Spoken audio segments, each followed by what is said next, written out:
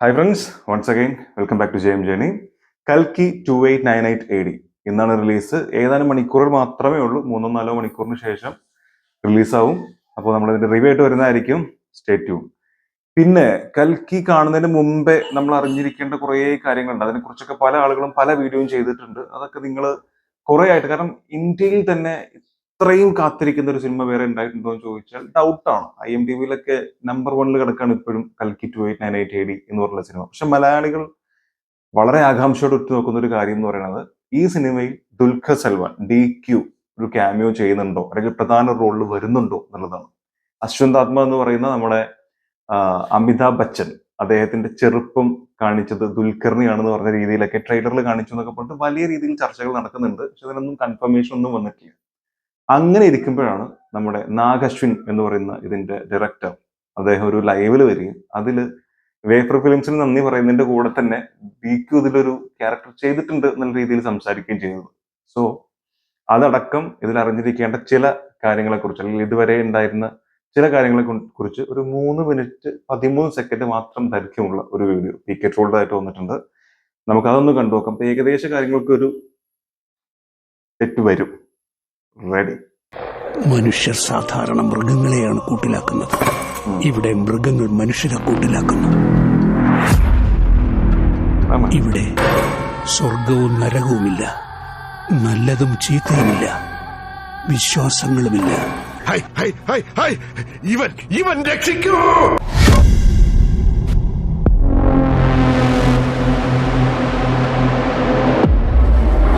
കൊള്ളാം, കൊള്ളാം. കറക്റ്റ്. നീ നോക്കിയിട്ട് മാത്രമല്ല, എനിക്കും ഇദ്ദേഹത്തെ കണ്ടപ്പോൾ അങ്ങനെയാ തോന്നിയത്. ഇതെങ്ങനെ സൂപ്പർ ഹിറ്റ് ആവോ, അതോ മാറ്റിക്ക് തന്നെ ചുരുട്ടേണ്ടി വരും? അന്തമായിട്ട് അങ്ങോട്ട് ചെയ്യാ.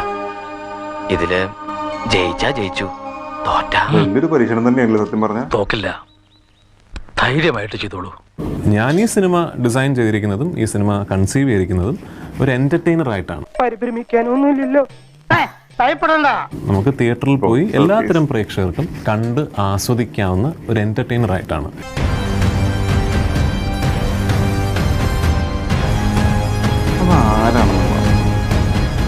കണ്ടിട്ട് ആള് മോശക്കാരനൊന്നുമല്ല.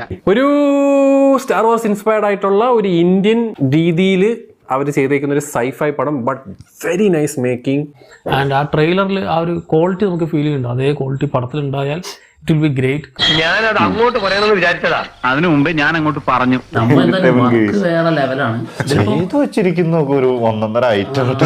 വർക്ക് അതാണ് എന്റെ കണ്ടീഷൻ. റിപ്പോർട്ടുകൾ പ്രകാരം 600 കോടി മുതൽ മുടക്കിലാണ് ഈ ബ്രഹ്മാണ്ഡ ചിത്രം ഒരുങ്ങുന്നത്. അതുകൊണ്ട് തന്നെ അതിൻ്റെതായ ചില അഹംഭാവങ്ങളൊക്കെ എനിക്കുണ്ട്.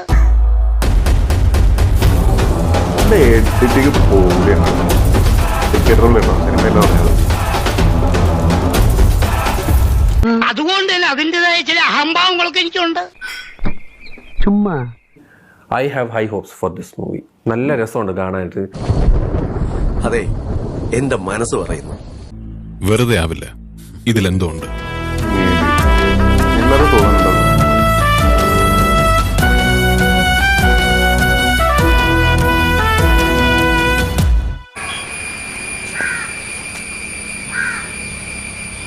DQ-നെ കുറിച്ച് വരും.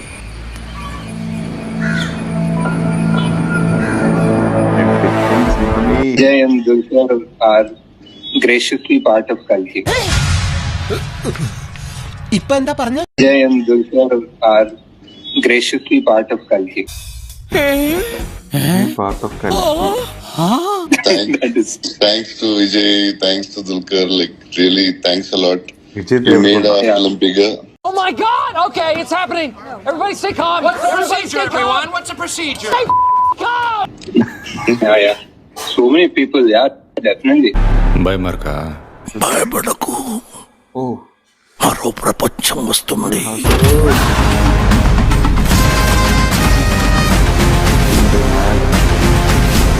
ശേഷം ഭാഗം സ്ക്രീനിൽ കാണാം.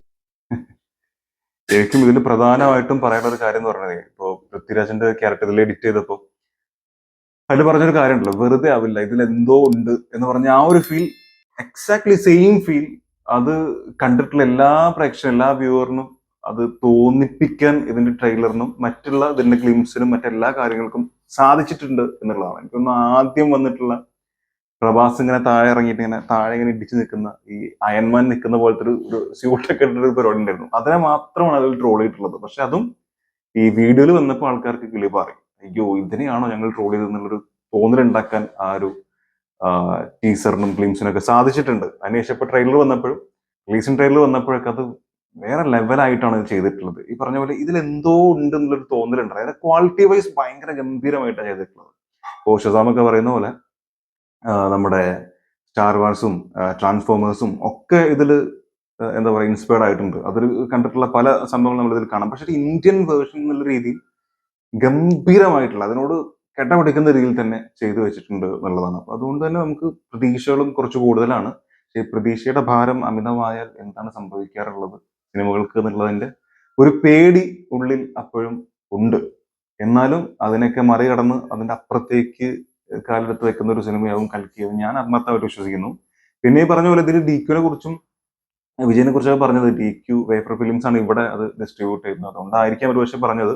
പക്ഷെ അത് ഉണ്ട് എന്നുള്ള രീതിയിൽ തന്നെയാണ് വലിയ രീതിയിൽ ചർച്ചകൾ നടക്കുന്നത്. കാരണം ഈ പറഞ്ഞ പോലെ അശ്വന്ത് ദത്മയുടെ അമിതാഭിന്റെ ചെറുപ്പം അത് ചെയ്യുന്നത് DQ ആണെന്നുള്ള രീതിയിൽ ഇതിന്റെ റിലീസ് ട്രെയിലറിൽ പല ആളുകൾ ഡീകോഡ് ചെയ്ത് പലതരത്തിലുള്ള വീഡിയോസ് വരുന്നുണ്ട്. സോ ലെറ്റ്സ് ഹോപ്പ് അദ്ദേഹം അതിലുണ്ടാവും എന്ന് നമുക്ക് വിശ്വസിക്കാം. പിന്നെ നമ്മളെല്ലാം കൂടെ അറിഞ്ഞിട്ട് കാണേണ്ട ആവശ്യമില്ലല്ലോ, പോവാം, അത് സസ്പെൻസ് ആയിട്ടിരിക്കട്ടെ, സിനിമ കണ്ടതിന് ശേഷം തീരുമാനിക്കാം. സിനിമയെ കുറിച്ചുള്ള നിങ്ങളുടെ അഭിപ്രായങ്ങൾ തീർച്ചയായിട്ടും നിങ്ങളുടെ പ്രതീക്ഷകൾ തീർച്ചയായിട്ടും കമന്റിൽ രേഖപ്പെടുത്തുക.